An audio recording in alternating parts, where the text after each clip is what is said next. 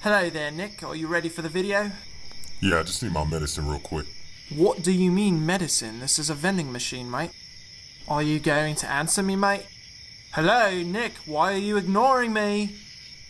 Wait, did you just buy a dip can out of there? Shut up, let's go. What the fuck? Dude, seriously, what the fuck is going on right now? There's no bloody dip cans on the labels over here.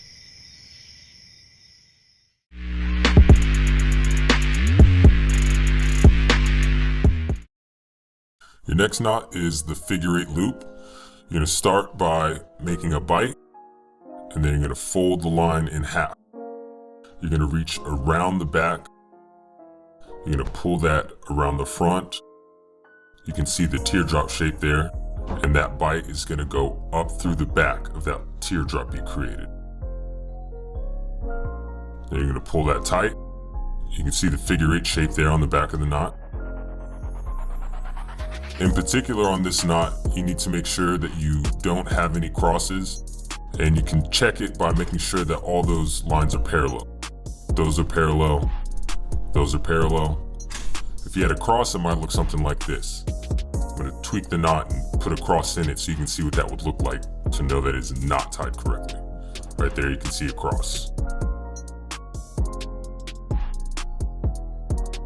We're showing you the knot one more time, just to give you a few more tips. So as you bring this up, notice the front line right there, you want to pull that slightly up and in front of the one behind it. So that when you pull it through, it doesn't cross over the line behind it. You got those lines parallel, parallel, parallel, and there's your figure 8.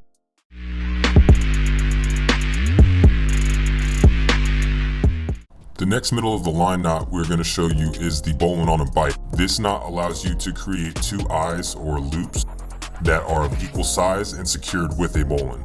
The first thing you want to do is make a bite in your line, and you're just going to make an overhand knot in the middle of the line using this bite. Next thing you do is you're going to run your hand up through that loop you've created, and then in the front, these two lines here, you're going to grab those, and your other hand will pull that loop down and over your hand. As you turn it over, you can see the bowline forming right there, and you're just going to dress that down and pull it tight. So you now have a bowline right there, and then on the top side, you have your two loops, and it is important that you are careful with your knot and make those loops of equal size. Here's that knot again from a different angle, and I have to tell you that we're showing it to you again from a different angle because the reporter's being a bitch right now. I'm taking that out. We're not Bullshit, leaving you're that taking in that there. out.